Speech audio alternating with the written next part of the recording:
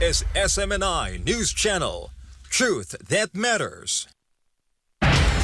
Good evening, Philippines, and good day, world. I'm Fatima Nawzil. It's Thursday, the 27th of July, 2023, and you're watching Newsline World. We're here to bring you the top stories we've gathered from all over the globe. First, a lawmaker lauded President Ferdinand Bongbong Marcos Jr. for the continuation of projects for the Bangsamoro Autonomous Region of Muslim Mindanao. Following the termination of the Black Sea grain deal, President Vladimir Putin pledged to provide free grain to Africa during Russia-Africa summit. The president of Niger is currently detained after the military declared a coup on national television. Experts weighed in on the negative impact of America's interest rate hike. And the Mediterranean continues to burn due to apocalyptic-like wildfires, killing more than 40 people. These and more for tonight's edition of Newsline World. The deadly wildfires sweeping across Europe have now claimed over 40 lives. Justine Nazario reports. Over 40 people were killed due to extreme heat waves and intense blazes as wildfires spread across the Mediterranean. Homes, livelihoods, and nature reserves in Greece and 8 other Mediterranean countries have been affected, with widespread destruction caused by the fires. Despite the tireless efforts of firefighters in Portugal, Turkey, Italy, France, Croatia, Spain, and Greece, the fires have been allowed to spread rapidly due to the dangerous situation created by the scorching temperatures and strong winds. In some areas of Greece, temperatures have exceeded 44 degrees Celsius, further challenging the firefighting efforts. 2 lives were claimed by additional wildfires near 2 Greek cities, leading to the issuance of new evacuation orders. Meanwhile, the fires continue to burn on the islands of Rhodes, Corfu, and Evia. Meanwhile, Algeria is the most hit country. The death toll from wildfires has risen to 34, including 10 soldiers. The Algerian ministry said some 8,000 people were working to battle the blazes across multiple provinces, supported by over 500 fire trucks and several firefighting helicopters.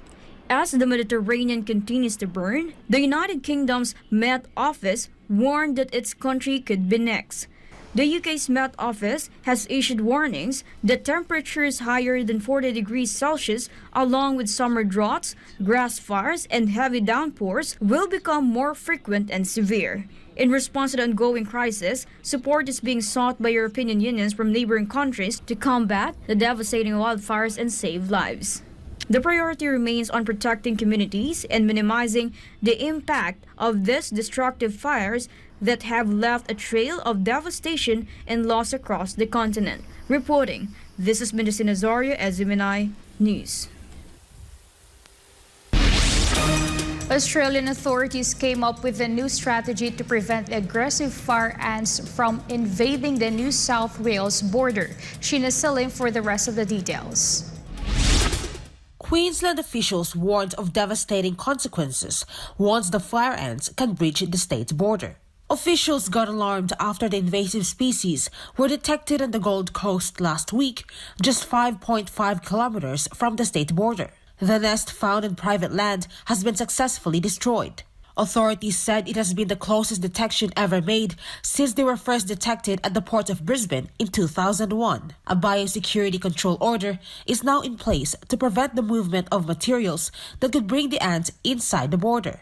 Originating from the lowland areas of South America, the aggressive fire ants are considered one of the world's worst invasive species, as they can cause significant damage to the environment, attack humans, and pose a threat to the economy. Their venom can also cause a severe reaction in hypersensitive individuals and are responsible for killing people in the southern half of the United States.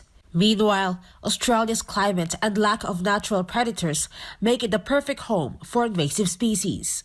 Experts called for more government funding to eradicate the super pests and warned that the entry of fire ants in New South Wales would be worse than rabbits, cane toads, foxes, and feral cats combined. Reporting from New South Wales, this is Sheena Selim, SMNI News, Australia. Soldiers of the landlocked West African country of Niger announced a coup on national television after reports emerged that they detained their elected president, Mohamed Bazoum. Virgil Parba reports.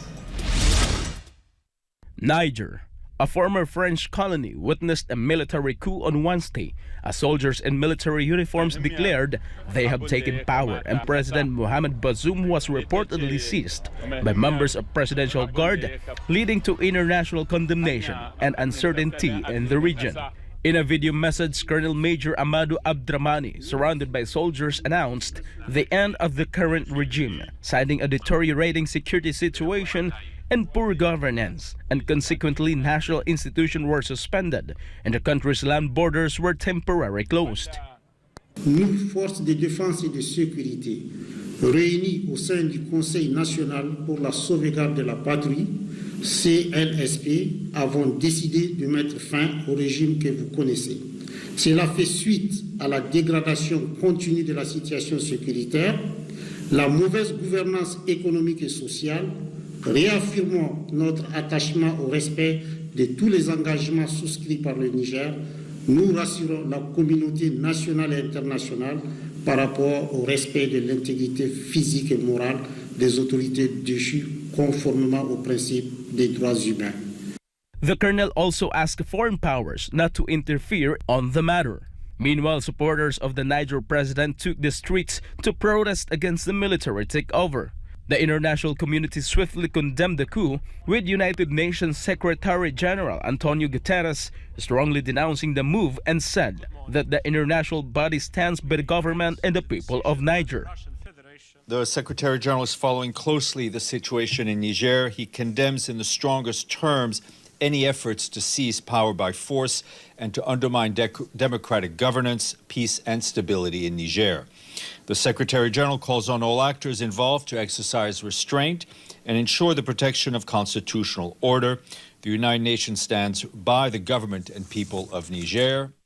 While the Economic Community of West African States, or ECOWAS, condemned the attempted coup and demanded the release of the democratically elected president. The coup in Niger adds to regional instability, given the neighboring countries Mali and Burkina Faso have also experienced recent coups amidst jihadist uprisings.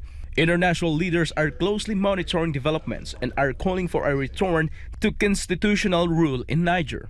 It can be noted that the now deposed President Bazoum is perceived as pro-West, or a key Western ally in the war against Islamist militancy in West Africa. U.S. Secretary of State Antony Blinken called for the immediate release of President Mohamed Bazoum. As of now, the situation remains unclear, and President Bazoum's whereabouts are unknown, with the presidential complex sealed off by the Presidential Guard. This has been Virgil Parba, SMNI News. The United Arab Emirates and China surpassed the United States in terms of the number of exhibitors participating in the ongoing weapons fair in Turkey. Trisha Molina has the news.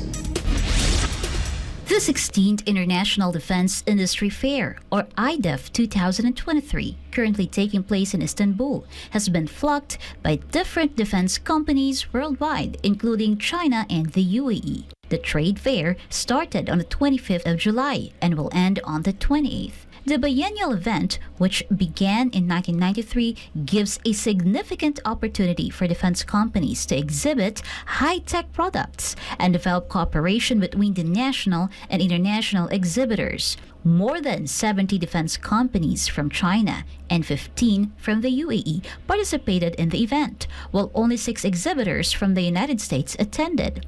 For this year, approximately 1,300 domestic and foreign companies linked to defense, security, marine, aviation, and aerospace industries are expected to participate in the fair. The 15th edition, held in 2021, was attended by more than 1,000 companies from 53 countries. The trade fair, held every 2 years in Istanbul, has been ranked as the 4th largest defense trade show worldwide. Reporting, this has been Trisha Molina, SMNI News. Meanwhile, Russia's defense minister is currently in North Korea at the invitation of its leader, Kim Jong-un. Sherry Hayes reports. According to North Korea's state broadcaster, Kim Jong-un showed off his country's latest missiles to Russian Defense Minister Sergei Shoigu. The weapons shown off by Kim included the Hwasong Intercontinental Ballistic Missile, or ICBM, which is believed to be North Korea's first ICBM to use solid propellant. North Korea invited the Russian delegation led by Shoigu as well as Chinese officials. KCNA news agency said Kim and Shoigu had a friendly talk and discussed matters of mutual concern in the fields of national defense and on the international security environment. Shoigu also presented Kim with a so-called warm letter from Russian President Vladimir Putin during their meeting in Pyongyang. Shoigu also held talks with his North Korean counterpart, General Kang Sung-nam, and said that the cooperation between the two countries has been strengthening in the post-war period.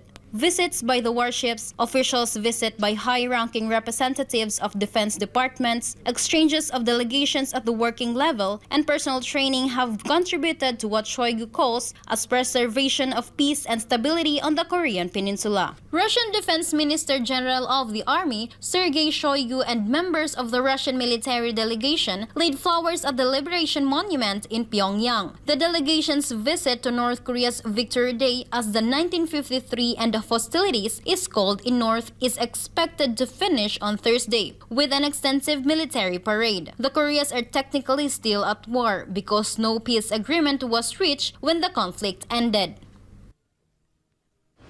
The Russian officials' rare visit to North Korea coincided with a trip by a Chinese delegation led by senior diplomat Lee Hong-zong, who also traveled to North Korea for high-level contacts. Seoul, Isabugo, Sherry Hayes, Imnida, SMNI News, South Korea. Red Cross is planning to use artificial intelligence to detect landmines and dog munitions in war-torn areas. God's Inoue has the details.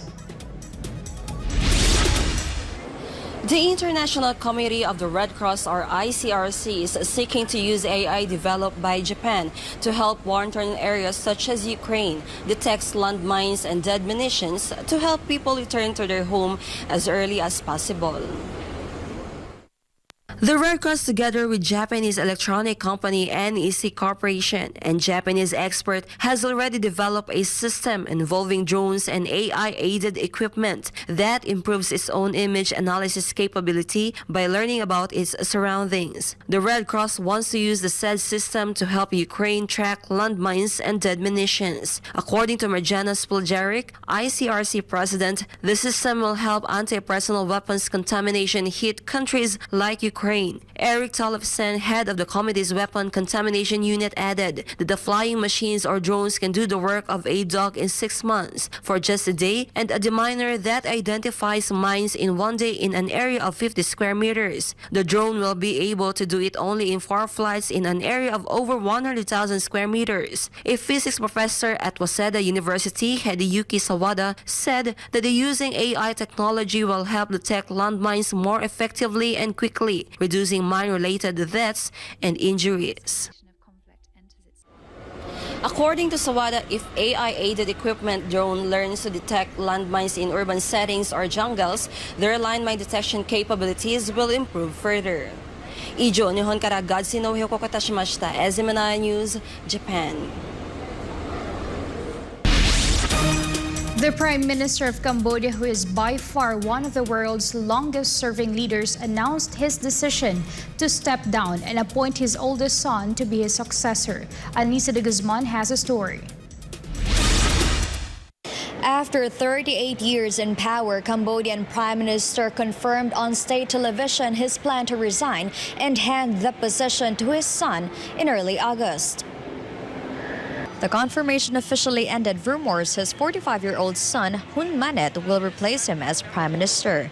He made the announcement after his ruling Cambodian People's Party, CCP, achieved a landslide victory in the general elections held this past weekend without any opponent, a move criticized by Western countries and rights organizations. His oldest son, who was the commander of the Royal Cambodian Army, won his first seat in parliament just days ago, a position that will make him eligible as prime minister. Hun Manet boasts of Western education under his belt, having graduated from the U.S. Military Academy, West Point, with a master's degree from New York University and a doctorate from Bristol University in Britain. Despite his Western education, observers don't expect any immediate shifts in policy after his father, Hun Sen, paved the way to build closer ties between Cambodia and China in recent years. Hun Sen said he is willing to return to his duties as prime minister if his son does not perform well.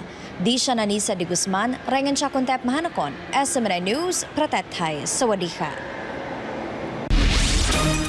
Police officers in Thailand vowed to greet former Prime Minister Thaksin Shinawatra with arrest warrants on his expected return to the country next month after living in self-imposed exile for 15 years. Chatmongkol Pisamay Goson reports.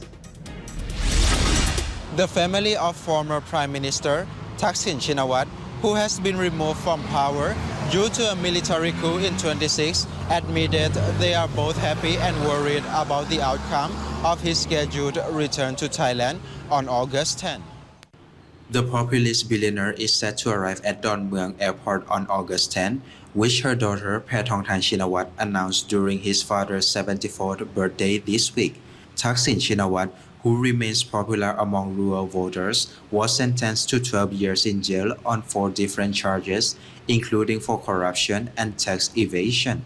The former prime minister has lived overseas since fleeing the country in 2008 to avoid corruption charges, shifting residencies between Hong Kong, Singapore, Dubai, and London. His daughter, Paetongtarn Shinawatra, is one of the Pheu Thai Party's 3 prime ministerial candidates. Thailand's Corrections Department chief promised to treat the fugitive former prime minister as an elderly prisoner and to grant him whatever medical treatment he may need if he is in prison. รายงานจากราชบุรี นายชัดมงคลวิสมัยโกศล SMN News ประเทศไทย สวัสดีครับ Ukrainian President Volodymyr Zelensky asked his parliament to extend the martial law that will effectively cancel Ukraine's election scheduled for October.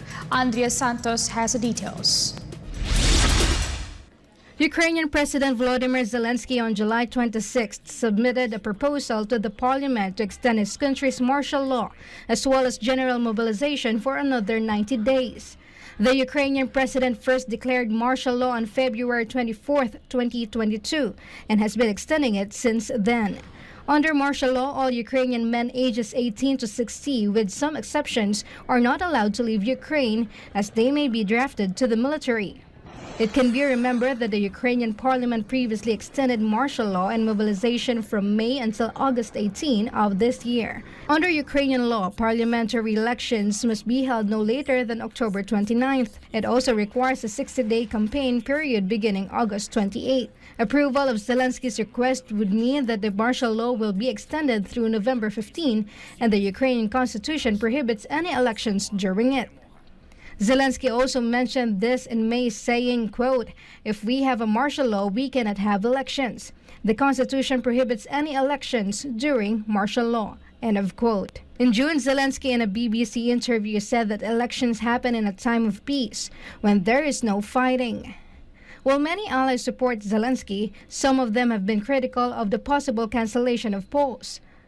Parliamentary Assembly of the Council of Europe Chief Tinny Cox, in an interview, said that Ukraine should prepare for a vote as soon as possible because democracy cannot properly function without the elections.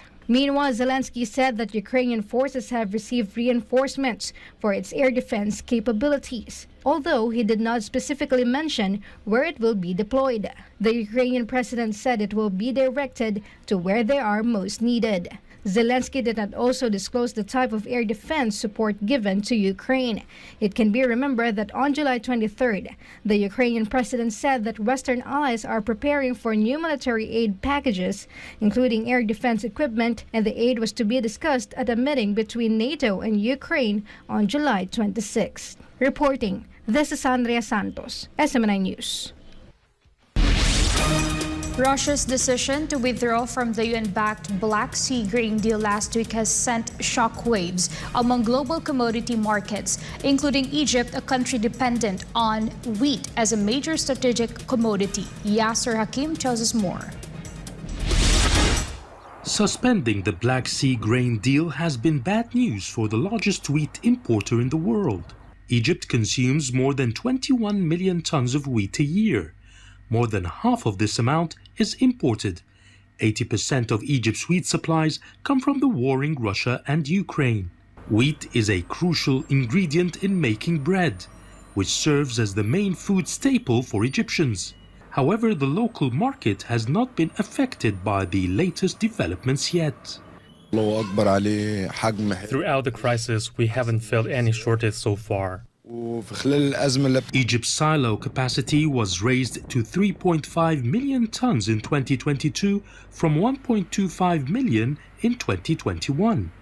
The Minister of Supply has continuously reassured the public that there is no need for panic, despite the recent global grain markets developments. Up till now, the effect is not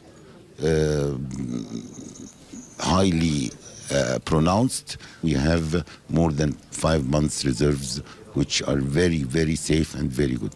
The increased silo capacity has come at a cost, as the price of wheat surged by 10% following the collapse of the Black Sea grain deal.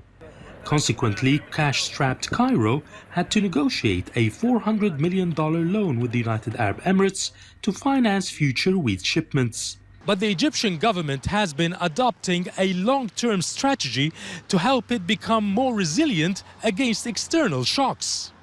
To bolster its food security, the North African country is diversifying its grain sources by importing from countries such as France, Bulgaria, the United States, and Argentina. Additionally, it is ramping up wheat production domestically.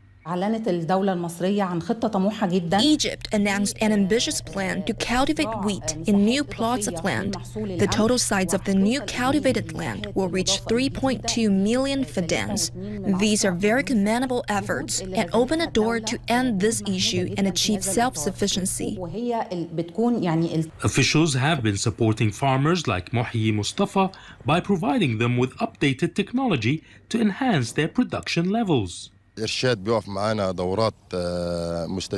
experts are giving us technical assistance, weekly supervision, laser equipment and seeds for free to use here. This type of seed double the yield on the same size of land and at less cost. Through this scheme, the government aims to achieve local production exceeding 55% of total consumption by 2025 and reaching 70% by the end of the decade. Yasser Hakim for CGTN, Cairo, Egypt.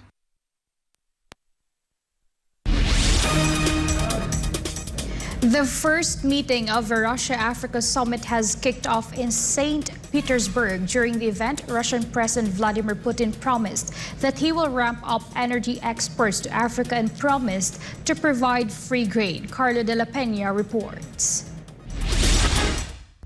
Russia will be ready to ship free grain to some of the poorest nations in Africa within the next 3 months.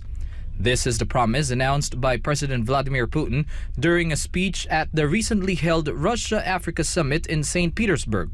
According to Putin, Burkina Faso, Zimbabwe, Mali, Somalia, the Central African Republic, and Eritrea will each receive 25,000 to 50,000 tons of grain, and Russia will cover the delivery costs of the shipments. It can be remembered that Russia broke off from the Black Sea grain deal after refusing to extend it for another 60 days.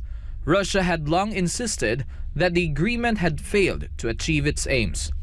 Putin also said that the United Nations is unable to persuade Western countries to lift economic sanctions on Russian food and fertilizer exports, which was also part of the deal. According to the Russian president, and quote, They created obstacles even to our plans to donate fertilizers to the poorest nations that needed them.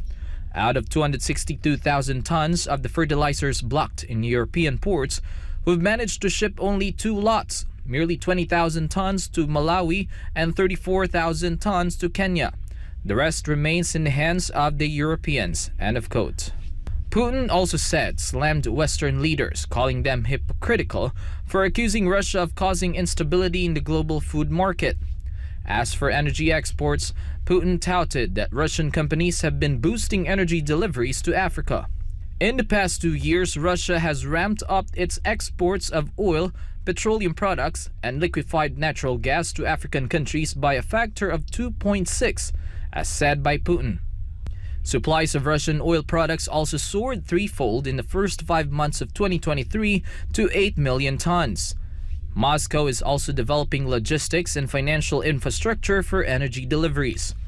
The 2-day summit takes place on July 27th to 28th and is currently being attended by guest delegations from more than 40 nations. The Kremlin said foreign dignitaries have gathered in St. Petersburg in defiance of Western pressure, with spokesman Dmitry Peskov saying that Western powers, including the United States and France, have tried to bully other countries into skipping the said event.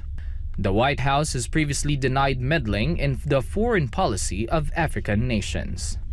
Reporting, this has been Carlo de la Peña, SMNI News. Prior to the Russia-Africa summit, Putin met with the head of a new development bank to talk about the BRICS economic bloc. Putin also accused the U.S. of weaponizing the dollar. Jane Cognita has details.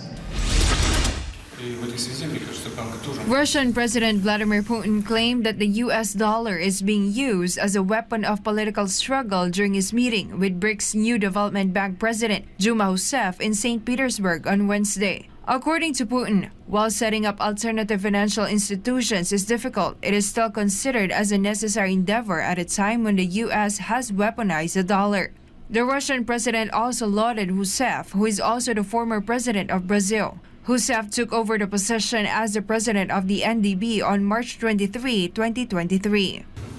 Между нашими странами, членами БРИКС, развиваются отношения в национальных валютах, расчеты увеличиваются. И в этой связи, мне кажется, банк тоже может сыграть определенную заметную роль в развитии направления нашей совместной деятельности. Не сомневаюсь, что, используя свой богатый опыт государственной работы, знания в этой сфере, вы делаете все для того, чтобы развивать этот институт. На мой взгляд, очень важный в сегодняшнее время. Meanwhile, Rousseff, for her part, agreed that such an approach should be implemented by developing countries in general and underscored Russia's importance in BRICS. A Federação Russa é uma grande parceira do BRICS, do NDB, e tem uma participação de fato que cumpre todos os seus compromissos. De outro lado, é muito importante para o banco também ter condições de ter uma captação em várias moedas diferentes, não só no dólar. BRICS is an economic bloc comprising of Brazil, Russia, India, China, and South Africa, while the new development bank was established in 2014 to finance infrastructure and sustainable development projects in BRICS and developing countries. Reporting, this has been Jane Cognita, SMNI News. Some experts express that U.S. interest rate hike brings a negative impact on the real economy. Loren Santos reports. Some experts believe that the Federal Reserve has raised interest rates many times since last March to combat soaring inflation in the United States, causing severe negative effects on the real economy. The Federal Reserve of the United States hiked its benchmark interest rates by 25 basis points on Wednesday to a range of 5.25 to 5.5%, the highest level in more than 2 decades, as it stepped up its fight against inflation. It is the Fed's 11th rate hike since the start of its aggressive rate hiking cycle in March 2022, raising the federal funds rate to its highest level since early 2001. According to the most recent economic indicator, the U.S. Consumer Price Index dropped to 3% year-on-year in June, the slowest since March 2021, but still above the central bank's goal range of 2%, implying that more policy action may be required. 美联储制定它的货币政策，主要是根据经济数据的观测。目前来看呢，通胀率仍然是处在高位，虽然说它的下行通道已经比较稳固，美联储的紧缩政策，美国的经济会受到比较大的压力，特别是失业率和经济增长，大家还是表示了比较大的担忧。From December to May, the M2 money supply in the United States dropped for 6 months in a row. Also in the first quarter of this year, the annualized growth rate of the U.S. GDP has decreased to 2%. Furthermore, domestic private investment declined 8.05% year-on-year. Industrial and commercial loans in the country fell for 3 months in a row from March to May. Now the impact of rising interest rates is being seen in all sectors of the U.S. economy. 美国最新的私人投资已经开始出现了一些明显的下降。与此同时呢，商业银行的这种工商业信贷也出现了明显的下降。居民家庭按揭贷款的呢，这种还款的压力随着利率的上升正在逐渐的增加，所以未来可能会对于房地产市场和美国的居民消费逐渐产生了一个向下的一个压力。实际上，美国经济正在逐渐的转向经济增速逐渐下降这样一个新的一个趋势。According to the most recent S&P Global Survey, overall business activity in the United States has dropped to the slowest level in nearly 5 months. Reporting, this has been Loren Santos, SMNI News. Sweden has accused Russia of launching a disinformation campaign surrounding the recent Quran burning protest in the Nordic country. Kirby Trinidad has the news. Swedish officials are pointing fingers at Russia as the mastermind behind a disinformation campaign concerning the Quran burning crisis. In a recent press briefing concerning the recent influence campaigns against Sweden, Civil Defense Minister Carl Oskar Bolin said that the country is a victim of a disinformation campaign backed by states and state-like actors aimed at harming its interests and its citizens. Meanwhile, head of communication at Sweden's Psychological Defense Agency, Mikael Östlund, said his agency had recorded at least 1 million publications connected to the Nordic country. Östlund has accused Russia of using propaganda channels and the media to promote its agenda, to split Sweden's connection with the West, and to create an increased anxiety and polarization here in the Nordic country. He added that the move portrays an obvious ambition from the Russian side to make it more difficult for Sweden to join NATO. Meanwhile, the Swedish Security Service warned that the burning of the Holy Book as well as the ongoing disinformation campaigns on social media and elsewhere negatively affected Sweden's image. It can be remembered that Finland's Foreign Minister Pekka Haavisto has also accused Russia of being involved in the Quran burning protest by far-right politician Rasmus Paludan in January to derail Sweden's NATO accession. Russian President Vladimir Putin and local lawmakers, on the other hand, condemned the Swedish authorities for allowing a demonstration in Stockholm that involved the desecration of the Holy Book on the major Muslim holiday of Eid-al-Adha. Reporting from Sweden, this has been Kirby Trinidad, SMNI News.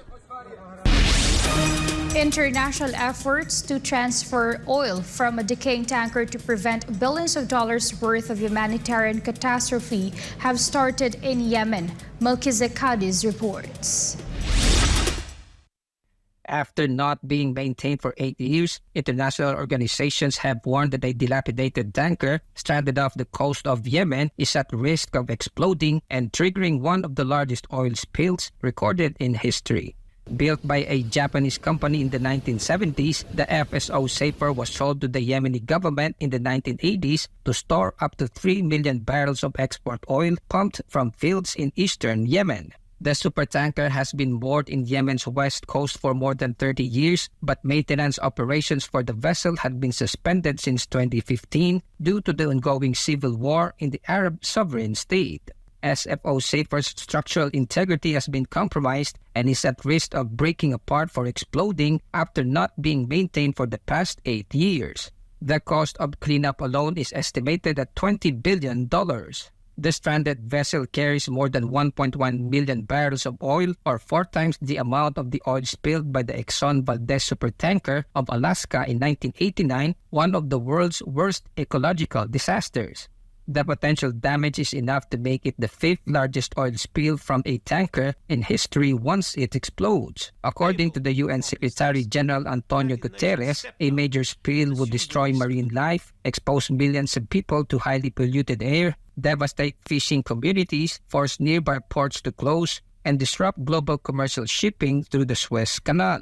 The complex operation to salvage the rusting tanker could be completed in less than 3 weeks, according to the United Nations. Reporting this has been Melchizedek Cadiz as SMNI News, Kuwait.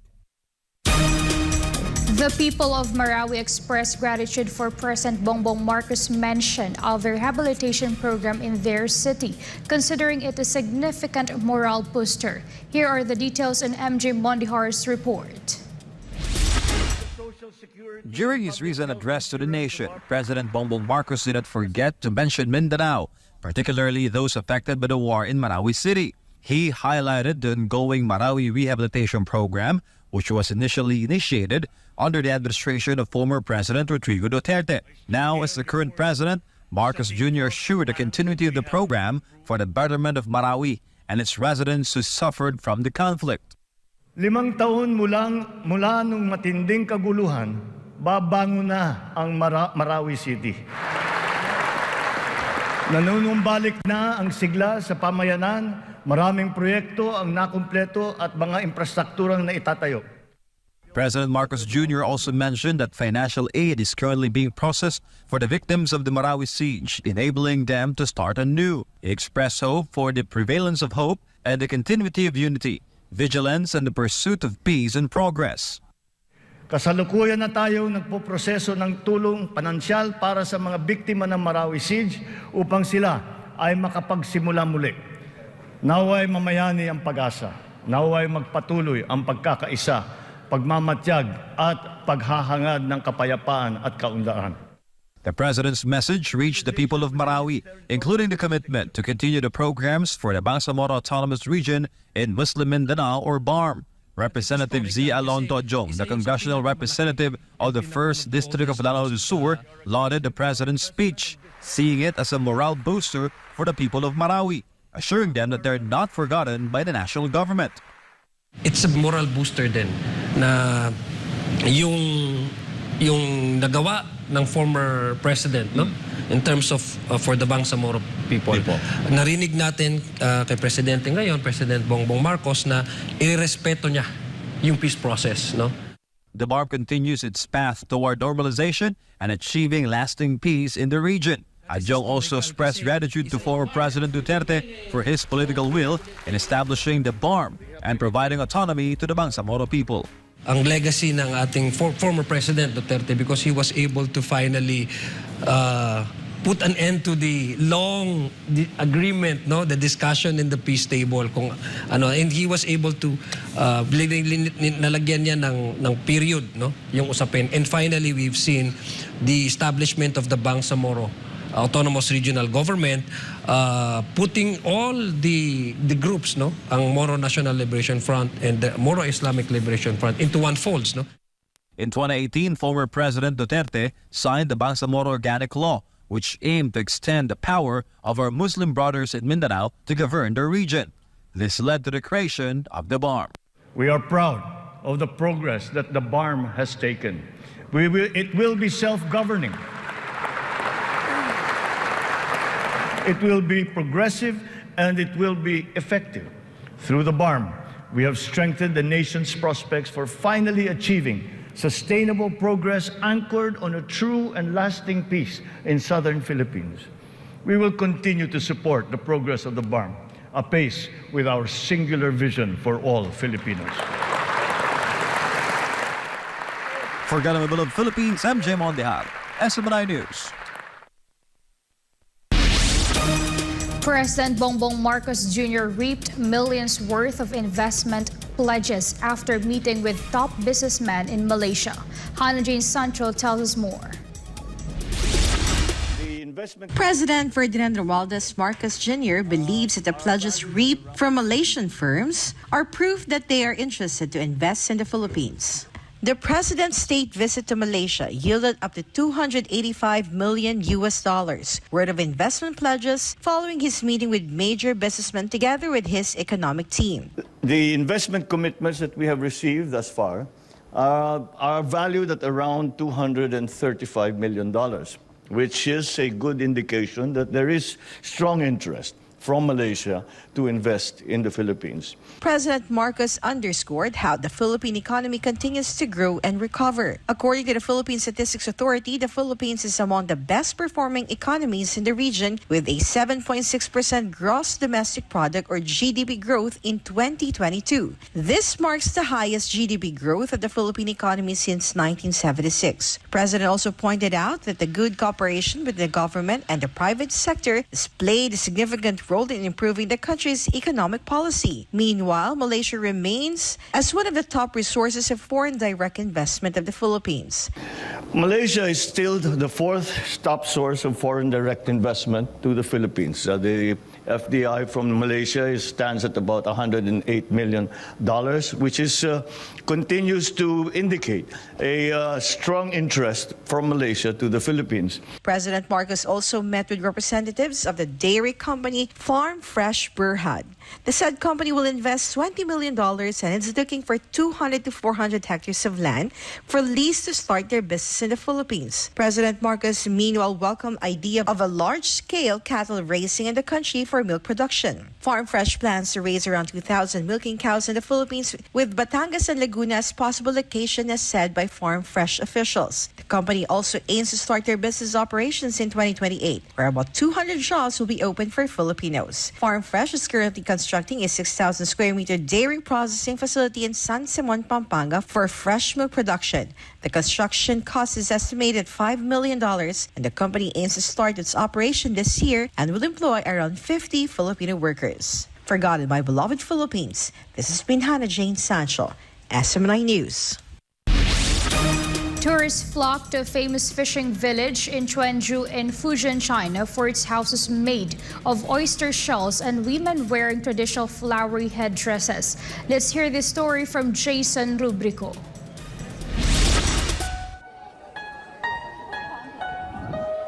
A famous fishing village in Chengdu in Fujian, China receives a lot of tourists every day. Xinpu Village is popular for its unique practices and architecture. First, the village is known for its colorfully dressed women with flowery headwear, traditional Chinese garments, and wooden sabots. Chinese girls is chasing for beauty, and this garden in their hair is a symbol of beauty. So they like the lifestyle, or they like the garden in their hair. Since Chengdu is one of the important port cities on the maritime Silk Road, the flowers worn by Xinpu women originally came from Arabic countries. In 2008, the said practice of women was recognized as a national intangible cultural heritage in China. Bukod sa mga nagagandahang headdress na sinusuot ng mga kababaihan dito sa Xinpu Village, kilala rin ang lugar sa mga bahay na gawa sa oyster shells. Ayon sa taga Xinpu, nagsimula ang pagtatayo ng mga oyster houses noong Song at Yuan Dynasty. It's very rare from the whole country. They are made of the oyster shell, and it's kept warm in the winter and it's kept cold in the summer. So it's very amazing and impressive. But the oyster shells used to build the houses did not come from Chengdu but from Africa. In ancient times, the Xinpu people traded goods with African countries. They went there with silk and tea and returned with oyster shells to increase the weight of their ship and prevent capsizing. Besides China, most of the tourists here come from Japan, South Korea, and other countries in Southeast Asia. For God and my beloved Philippines, I am Jason Rubrico, SM9 News. Joko Widodo, the president of Indonesia, arrived in China to attend the ceremony of the World University Games in Chengdu. The details from CGTN Shu Chin-Chen's reports. It's been drizzling in Chengdu for the couple of days, but it kind of adding a little bit of romantic scenes to seeing the president landing here in Chengdu. The Indonesian president Joko Widodo landed here at the Chengdu's Tianfu International Airport Thursday afternoon, leading a delegation on an official trip to China. During his trip, President Joko will meet with his Chinese counterpart, President Xi Jinping, as well as to attend the opening ceremony for the World University Games here in the city of Chengdu. And the president was welcomed by performances on the tarmac, as well as greeted by Huang Qiang, Sichuan's provincial governor. This year also marks the 10th anniversary for a comprehensive strategic partnership between China and Indonesia. Joko has voiced support for the Belt and Road Initiative and for the concept of building a community of shared future of China and Indonesia. China is Indonesia's largest trading partner and the largest importer of Indonesian goods. Ties between the two countries are also expected to strengthen further under the Regional Comprehensive Economic Partnership Trade Agreement. Joko is also expected to meet several Chinese business executives. Before his trip to China, the Indonesian president also met with the chief executive of China's Hong Kong Special Administrative Region in Jakarta. The two pledged efforts to reduce trade barriers. Meanwhile, the Jakarta-Bandung high-speed railway is also expected to inaugurate later this year a key development project showcasing the two countries' partnership. Xu Xinchen, CGTN, Chengdu.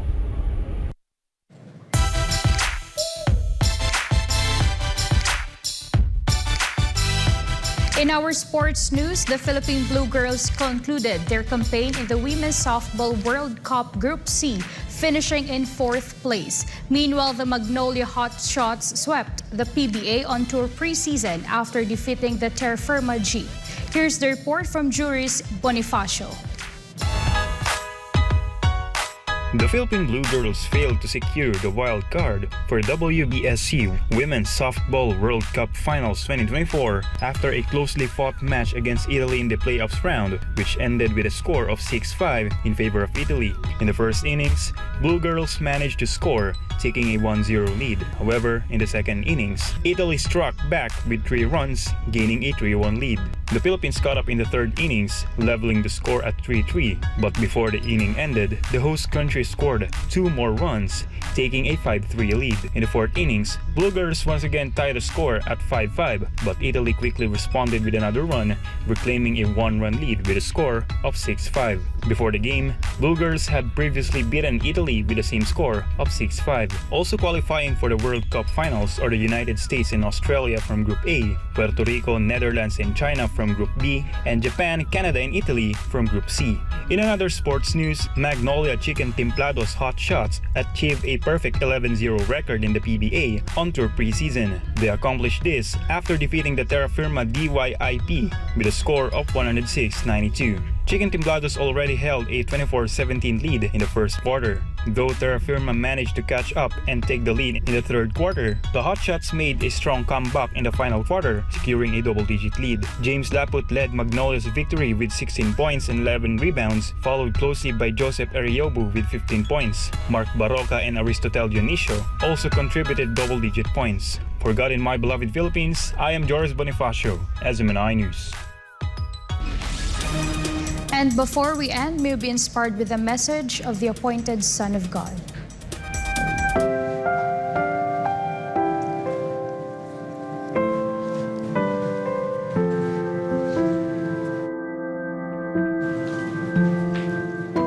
We need God at this very moment, not only in the Philippines, but all over the world.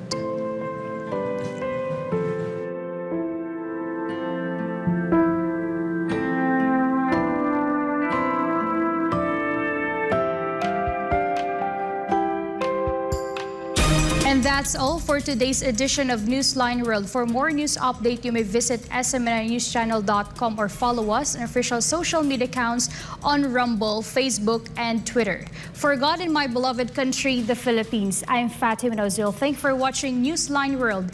And thank you to our beloved pastor, Pastor Polo C. Kibuloy, for the opportunity to be a part of this program. May you continue to listen to SMNI as it delivers nothing but fair, truthful, and balanced news, because SMNI is your source of credible news.